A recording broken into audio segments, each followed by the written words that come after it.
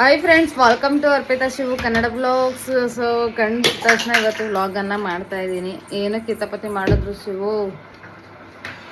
ಬೆಳಗ್ಗೆ bad news ಬಂತು, ಹಾಗಾಗಿ ಸ್ವಲ್ಪ ಬೇಜಾರಾಯಿತು. ನಾನು ಬೇಜಾರಲ್ಲಿದ್ದಕ್ಕೆ ಶಿವು ಅವರೇ ಅವ್ರ ಮಗಳನ್ನ ರೆಡಿ ಮಾಡ್ತಾ ಇದ್ದಾರೆ. ಇತ್ತು ಬಾಯ್ಲಿ ಅವಳಿಗೆ ಕ್ರೀಮ್ ಹಾಕಿ ತಲೆ ಬಾಚಿ ಸ್ನಾನ ಮಾಡಿಸಿ ಎಲ್ಲ ಅವರಪ್ಪನ ಇವತ್ತು ಅವಳನ್ನ ರೊಟ್ಟಿನೆಲ್ಲ ನೋಡ್ಕೊಳ್ತಾ ಇದ್ದಾರೆ.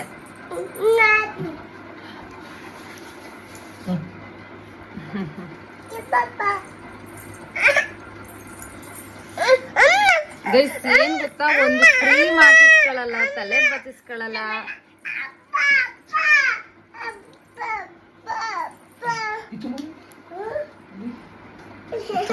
ತುಂಬಾ ತೀಟೆ ಗೈಸ್. ಅವಳಿಗೆ ಕ್ರೀಮ್ ಹಾಕ್ಬೇಕು, ತಲೆ ಬಾಚ್ಬೇಕು ಅಂದ್ರೆ ಸಾಹಸ ಮಾಡ್ಬೇಕು. ಇವಾಗ ಟೈಮ್ ಬಂದು 6 o'clock ಆಗಿದೆ. ಸೊ ಇಷ್ಟು ಬೇಗನೆ ರೂಟೀನ್ ಎಲ್ಲ ಕಂಪ್ಲೀಟ್ ಆಗಿದೆ, ಯಾಕಂದ್ರೆ ಬೇಗನೆ ಎದ್ಬಿಟ್ವಿ. ಹಂಗಾಗಿ ಬೇಗ ಎದ್ದಿದ್ ರೀಸನ್ ಏನಪ್ಪ ಅಂದ್ರೆ ಮುಂದಿನ ವ್ಲಾಗ್ ಬಿಟ್ಟು ಹೋಗ್ತಾ ಇದ್ದೀರಾ. ಇಲ್ಲೋಡಿ, ಬಾಯ್ ಮಾಡಿ. ಇತ್ತು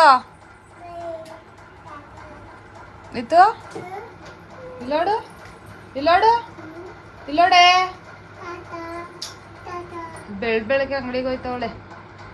ಇತ್ತು ಇನ್ನೊಂದ್ಸಲ ನೋಡಲ್ವಾ ಅಮ್ಮನ. Bye guys. ಫ್ರೆಶ್ ಅಪ್ ಆದೆ, ಆಗಲೇ ಹೇಳ್ದಾಗೆ. ಇವತ್ತು ಎದ್ದ ತಕ್ಷಣ ಬ್ಯಾಡ್ ನ್ಯೂಸ್ ಅಂತಲೇ ಹೇಳಿದೆ ಅಲ್ವಾ. ಆ ಬ್ಯಾಡ್ ನ್ಯೂಸ್ ಏನಪ್ಪ ಅಂದರೆ, ನಮ್ಮ ಮನೆಯ ಹಿರಿಯ ತಲೆ ಅಂದರೆ ನನ್ನ ತಾತನ ತಮ್ಮ, ಅಂದರೆ ನನಗೂ ಕೂಡ ತಾತ, ಅವ್ರು ಇವತ್ತು ಡೆತ್ ಆಗಿದ್ದಾರೆ ಅಂತ ನ್ಯೂಸ್ ಕೇಳಿದಾಗಿಂದ ಮನಸ್ಸಿಗೆ ಸಮಾಧಾನನೇ ಇಲ್ಲ. ವಿಡಿಯೋ ಮಾಡೋಕ್ಕೂ ಮನಸ್ಸಿಲ್ಲ. ಸೀರಿಯಸ್ಲಿ ಚಾಲೆಂಜಿಂಗ್ ತಗೊಂಡಿರೋದಕ್ಕೆ ನನ್ನ ಲೈಫ್ ಸ್ಟೋರಿ ಏನಿದೆ ಅದನ್ನು ನಾನು ಕ್ಯಾಪ್ಚರ್ ಮಾಡಲೇಬೇಕಾಗತ್ತೆ. ಅದನ್ನು ಅಭ್ಯಾಸ ಮಾಡ್ಕೋತಾ ಇದ್ದೀನಿ. ರಿಯಾಲಿಟಿ ಏನಿದೆ ಅದನ್ನು ನನ್ನ ವ್ಲಾಗಲ್ಲಿ ಶೋ ಮಾಡಬೇಕು ಆ್ಯಂಡ್ ಅದನ್ನು ಮಾತ್ರ ತಿಳಿಸ್ಬೇಕು ಅಂತ. ಹಾಗಾಗಿ ವ್ಲಾಗನ್ನು ಕೂಡ ಕಂಟಿನ್ಯೂ ಮಾಡ್ಕೊಂಡಿದ್ದೀನಿ. ಅಲ್ಲಿಗೆ ಹೋದ್ಮೇಲೆ ಯಾವುದೇ ರೀತಿ ವ್ಲಾಗ್ಸ್ ಅದೇನು ಮಾಡಲ್ಲ. ಇವಾಗ ಮಂಡ್ಯದಿಂದ ಹೊರಡ್ತಾ ಇದ್ದೀನಿ. ತುಂಬಾ ಬೇಜಾರಾಗ್ತಾಯಿದೆ. ನಮ್ಮ ತಾತನ ಜೊತೆ ಹುಟ್ಟಿದವರು 7 ಜನ ಅಂತೆ. ಅವರಲ್ಲಿ ಲಾಸ್ಟಲ್ಲಿ ಇದ್ದಿದ್ದೆ ಇವರೊಬ್ಬರು. ಇವರು ಕೂಡ ಡೆತ್ ಆಗಿದ್ದು ಎಷ್ಟೋ ಒಂದು ಸೆಕೆಂಡು. ಕರಳು ಬಾಗಿಸುತ್ತೆ ಅಂತ ಹೇಳ್ತಾರಲ್ಲ, ಅದು ನಿಜ ಅನಿಸುತ್ತೆ. ವಿಷಯ ಕೇಳಿದಾಗಿಂದ ಅಂತೂ ಕಂಫರ್ಟಬಲ್ ಆಗಿ ಇರೋಕ್ಕೂ ಆಗ್ತಾಯಿಲ್ಲ.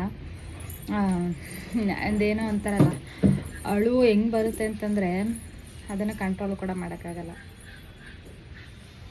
ಕರಳು ಬಾಗಿಸುತ್ತೆ ಅಂತಾರಲ್ಲ, ಅದು 100% ನಿಜ.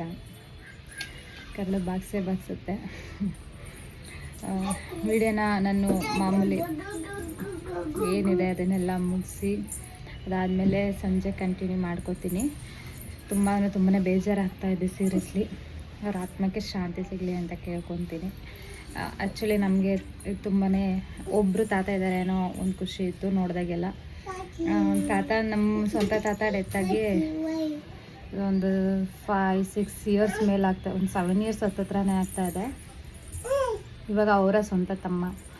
ಸೊ ಇವರೊಬ್ಬರು ಇದ್ದರು, ಇವರೊಬ್ಬರೂ ಕೂಡ ಕಳ್ಕೊಂಡ್ವಿ. ಇನ್ನು ಹಿರಿತಲೆಗಳು ಅಂತ ನಮ್ಮ ಫ್ಯಾಮಿಲಿಯಲ್ಲಿ ಯಾರೂ ಇಲ್ಲ. ಅವ್ರ ಜನ್ರೇಷನ್ ಇಲ್ಲ.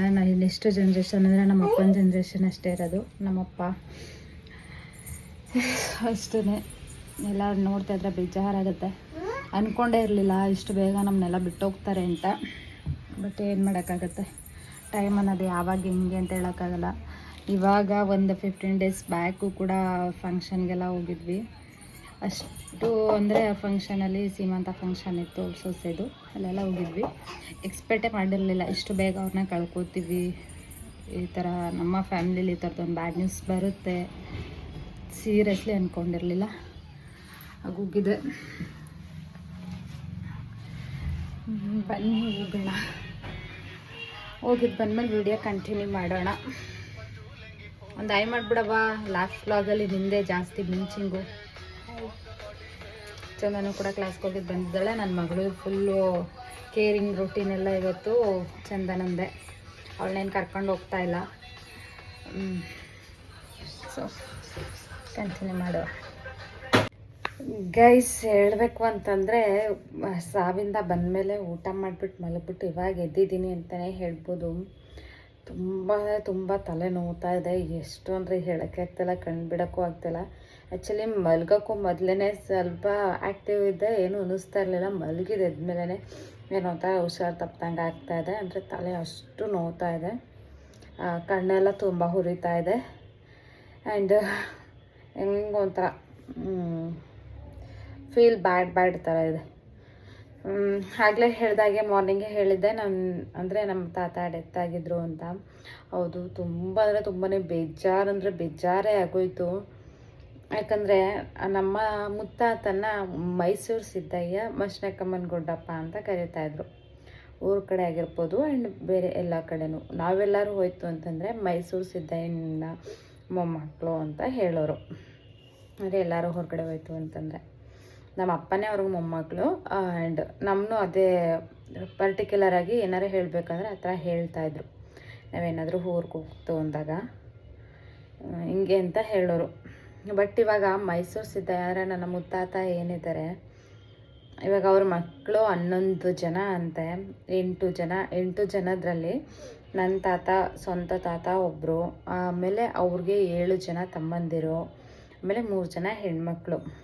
ಈಗ ನನ್ನ ತಾತ ತಿರೋಗಿ ಆಲ್ರೆಡಿ ಹೇಳಿದ್ನಲ್ಲ, ಒಂದು 7-8 ಇಯರ್ಸ್ ಆಗ್ತಾಯಿದೆ. ಇವಾಗ ಅವ್ರ ಸ್ವಂತ ತಮ್ಮನೇ ಡೆತ್ ಆಗಿದ್ದು.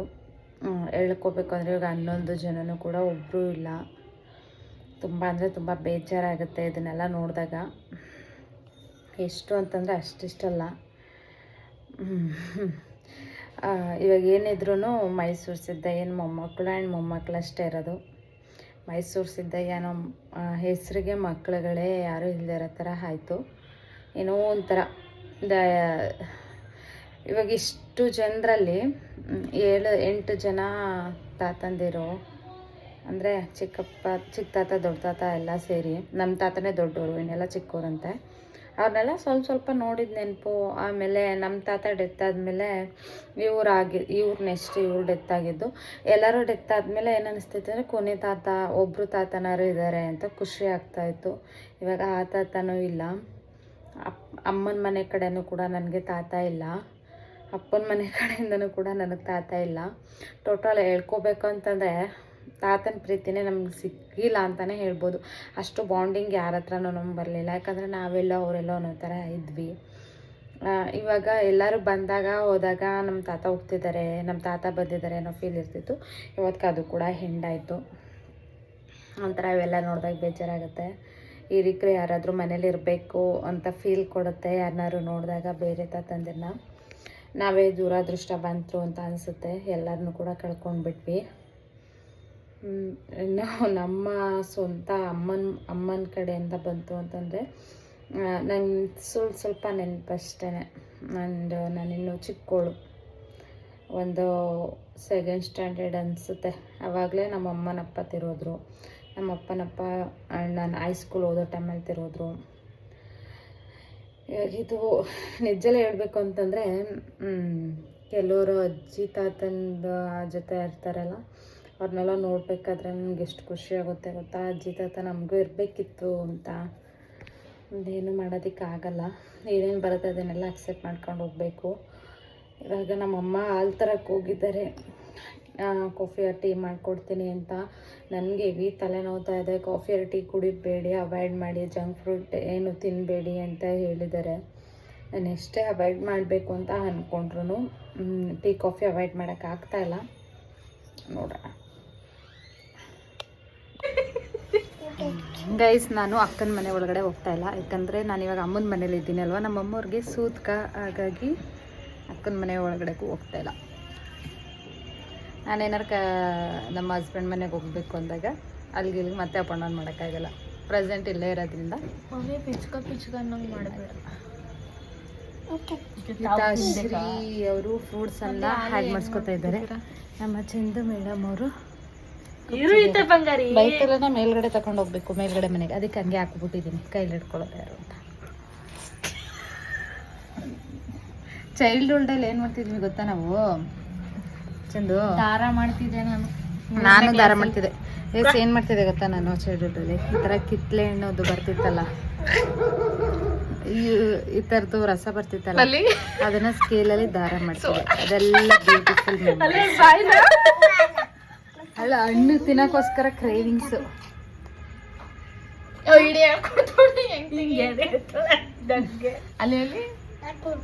ನನ್ನ ಮಗಳಿಗೆ ಏನು ಇಷ್ಟ ಆಗುತ್ತೆ ಅಲ್ವಾ ಗೊತ್ತಿಲ್ಲ ಗೈಸ್. ಫ್ರೂಟ್ಸ್ ಅಂತೂ ಇವಿ ಇಷ್ಟ ಆಗುತ್ತೆ. ಫ್ರೂಟ್ಸ್ ಇದ್ಬಿಟ್ರೆ ಊಟನೇ ಬೇಡ ಅಲ್ವಾ ಚಂದು?